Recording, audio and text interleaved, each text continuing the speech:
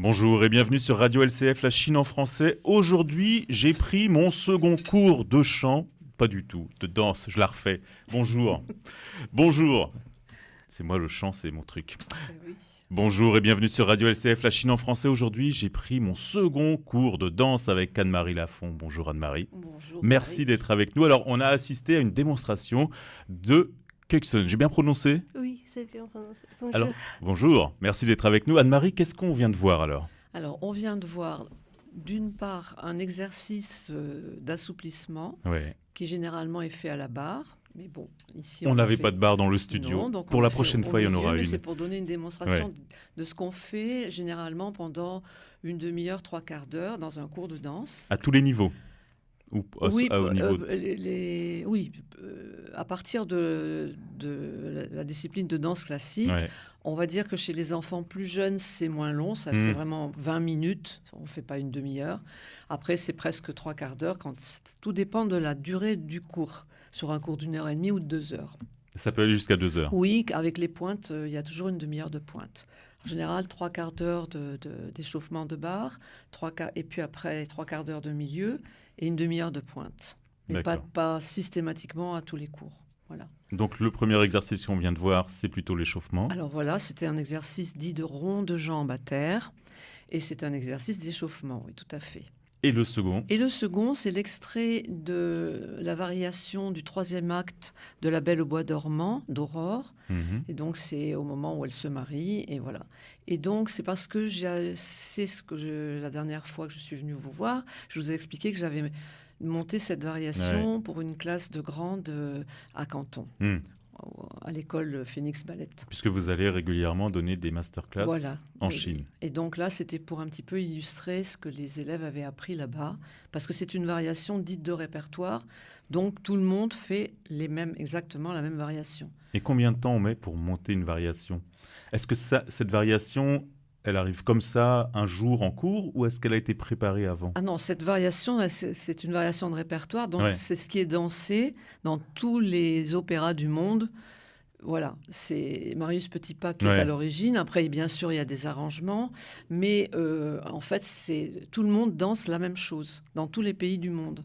C'est ça qui est intéressant. Une langue universelle, la danse. Voilà. Donc, en fait, quand les élèves apprennent, souvent, elles la connaissent déjà. Kexine, en l'occurrence, elle l'avait déjà travaillé en Chine, d'ailleurs, je suppose. Oui. Voilà. Et c'est très connu. Ça fait ce qu'on appelle le répertoire, c'est ça. Comme en musique, d'ailleurs. Hein. Bon, voilà. Et donc... Après, on travaille surtout pour arriver à la danser de mieux en mieux et aussi à la danser artistiquement, c'est-à-dire à exprimer quelque chose, à avoir tout le côté du ballet, qui est un ballet romantique quand même. Donc voilà. C'est une variation qu'une danseuse peut danser toute sa vie alors. Ah ben oui, les danseuses étoiles, elles dansent ça pendant toute leur carrière, hein, bien sûr. Et il y a toujours quelque chose à travailler. Mais oui. Kuksin, ça fait combien de temps que tu danses ? Tu as commencé très jeune. Oui, j'ai commencé à apprendre la danse quand j'avais 7 ans. Et donc maintenant, tu as quel âge ? Maintenant, j'ai 25 ans. Voilà, donc quelques années de danse. Et tu es venue en France il y a seulement 1 an et demi. Oui. Pour quelle raison ? Parce que j'ai reçu une bourse du gouvernement français pour faire mes études ici. Donc maintenant, je suis étudiante à l'ESSEC. En marketing ? Oui, en marketing. Et tu as fait ton stage chez L'Oréal ? Oui. Et ça se termine ? Oui. Et donc peut-être que tu vas rester en France et peut-être... Oui, ou peut-être je vais travailler pour L'Oréal Chine.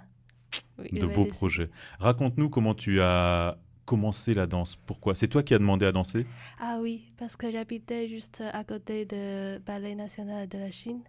Donc j'ai vu toutes les danseurs qui sont très belles.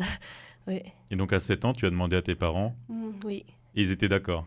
Oui, ils étaient d'accord parce que c'était facile pour eux de faire quelque chose sans moi. Oui, c'était l'occasion de te laisser en cours de danse et d'aller se promener ou pourquoi pas de faire du shopping, pourquoi pas. Et donc quand tu es arrivé en France, tu as voulu continuer à danser ? Oui, parce qu'avant mon arrivée en France, j'habitais au Canada pendant 4 ans. Donc, quand je suis à l'étranger, la danse, c'est comme une langue qui me permet d'exprimer et de communiquer avec les autres. Donc, au Canada, tu as pris des cours de danse et arrivé en France aussi. Oui, aussi. Et comment tu es arrivée chez Anne-Marie ? Je l'ai vu sur le site internet de Elephant Paname. Ah. Oui. Et Anne-Marie, vous acceptez les élèves à tout âge? Ah oui, tout à fait. On peut danser à 70 ans, prendre Ah des oui, cours avec vous? Oui. Bah, généralement, les gens d'un certain âge ensuite vont plus vers la barre au sol. Ouais. Voilà. Mais j'en ai qui font aussi le classique. Voilà. En fait, je veux dire, c'est un sport.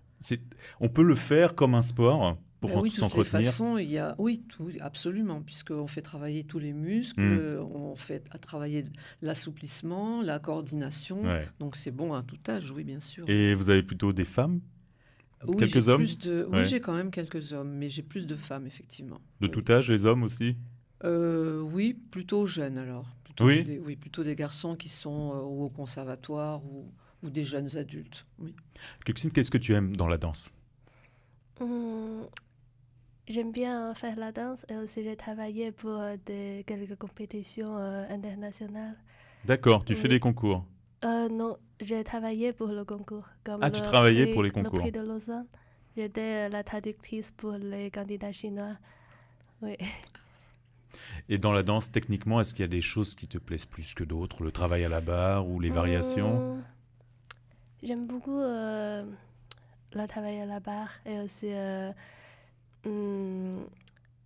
en général, c'est juste le cours de danse. Oui. Et Anne-Marie, elle est sévère comme prof? Tu peux répondre, elle écoute pas.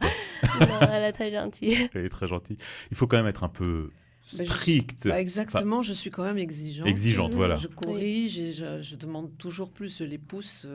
Voilà. Il y a une émulation pour qu'il y ait des progrès techniques. Ouais. Et que, voilà. Mais c'est vrai que je n'ai pas un caractère agressif ou dur. Je dis tout ça très gentiment, mais je suis quand même... Il y a quand même des bases à acquérir, il faut oui, être oui, sérieux puis, dans l'acquisition des bases. Oui, puis c'est mon rôle de... Oui, on vous paye pour ça. Voilà. Et en fait, ce qu'il faut, c'est que je donne la confiance. Aussi. Et, Ouais. et comme moi, j'ai le recul par rapport... Parce que quand... Le problème d'un danseur, c'est qu'on ne se voit pas, Ouais. on est dans son corps. Alors quand on est professionnel, on arrive à acquérir une certaine vision intérieure. De son corps, ouais.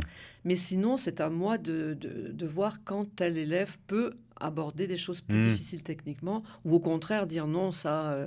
voilà. Est-ce que la danse, on peut s'entraîner à la maison? C'est peut-être une question idiote, mais il y a des sports où on peut s'entraîner chez soi. Est-ce que la danse, c'est bien d'avoir toujours ce regard extérieur? Ou est-ce qu'on peut faire des choses à la maison? Bah, si, par exemple, tout ce qui est étirement, échauffement, souplesse et tout, j'ai des élèves, je sais, qui font ça chez elles, mais pas après tout ce qui a besoin d'un vrai local, et bon, un studio de danse, tout ce qui se fait au milieu, on a besoin d'avoir le sol adapté avec une certaine souplesse et pas des meubles à côté, enfin, pas un sol glissant. Enfin, bon, voilà. Et Kuxine, tu as toujours le temps de travailler chez toi la danse? Des fois, c'est difficile. Mais c'est plutôt... je prends les cours de danse. Combien? Une fois par semaine? Maintenant, c'est environ 1 fois ou 2 fois par semaine. Ah, quand même. Oui. C'est sérieux. C'est une vraie passion. Mais je pense qu'elle aime vraiment ça, oui. Voilà. Donc, alors, pardon, excusez-moi. On disait tout à l'heure que tu as commencé à 7 ans. Anne-Marie, vous avez commencé un peu plus tard. Moi, j'ai commencé à 8-9 ans, oui. 7 ans, c'est un peu tôt? Actuellement, non, parce qu'il y a ce qu'on appelle les cours d'initiation qui sont de 6 à 8 ans et qui peuvent préparer justement au niveau du maintien, de la souplesse, du placement. On peut commencer, voilà. Mais ce n'est pas indispensable de commencer avant 8 ans. Mais la danse classique, comme toute technique de danse, que ce soit le jazz, le contemporain, après la technique, on l'aborde qu'à 8 ans. Voilà. Commence vraiment les bases, les cours de base technique, ça commence à 8 ans. Avant, c'est une préparation, mais qui est de tous ordres, parce que c'est aussi musical, c'est aussi la prise de l'espace, la coordination déjà qu'on peut travailler, et une certaine forme d'élégance, voilà. Mais on n'a pas le droit, normalement, de faire travailler la technique avant 8 ans. Voilà. Et alors là, on a vu de la danse classique. Tout à fait. Tu pratiques seulement la danse classique ou... Quand j'étais au Canada, j'ai essayé aussi de faire un peu de danse contemporaine. Oui. Et Anne-Marie, il faut avoir des bases classiques pour aborder Ce n'est pas danse moderne indispensable, mais on va dire que la danse classique, c'est la base de tout, parce que c'est vraiment dit danse académique. Ça veut dire que là, on comprend le placement, on comprend les positions justes, et après, on peut aborder toutes sortes de techniques beaucoup plus facilement. Alors, si on veut découvrir la danse, je rappelle que ce week-end, Anne-Marie, vous travaillez ce week-end le prix d'Europe. Alors, concours de musique également, concours de danse. Tout à fait. Tous les styles? Alors, en danse, non, il n'y a pas tous les styles, mais il y a la danse classique, le contemporain, et puis après, ce qu'ils appellent les danses traditionnelles, dans lesquelles il peut y avoir du jazz ou des danses un peu folkloriques, les danses chinoises, voilà. Donc, les candidats vont bientôt arriver ou sont déjà arrivés? Ils sont déjà arrivés, surtout ceux de Chine. De Chine, oui. Voilà, ceux qui viennent Parce que là, en fait, on a quand même pas mal de candidats, à peu près une centaine en danse. D'accord. Et à peu près 60-70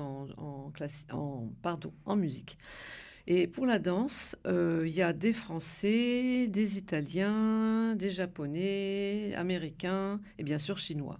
Donc, tous les étrangers sont déjà arrivés, bien sûr, et ont commencé ce matin les masterclass à Elephant Panam. Des masterclass qui sont faites par des membres du jury? Voilà, tout à fait. Donc, je pense on pourra retrouver de toute façon toutes ces infos sur la page Facebook de l'association. Je sais que c'est Julie Gardette qui fait les plus grands, et je pense que c'est Emmanuel Rousse qui fait les... Mais j'en suis pas sûre. En tout cas, on peut assister donc à ce concours qui se tient au théâtre du gymnase à partir de samedi. Donc voilà, dimanche 29, pardon. C'est danse. Pas samedi, c'est la dernière masterclass avec les répétitions. Dimanche 29, la danse, et lundi 30, concours de musique avec remise des diplômes et gala de fin de journée à 20h. Voilà, c'est ça. Chaque jour. Le gala, en fait, dans le gala se produiront les premiers prix. Voilà. Eh bien, Radio LCF sera avec vous pour assister à ces concours. Merci Coxine d'être venue danser pour nous aujourd'hui. Merci Anne-Marie, puis à bientôt. Merci Romaric, mais à très bientôt.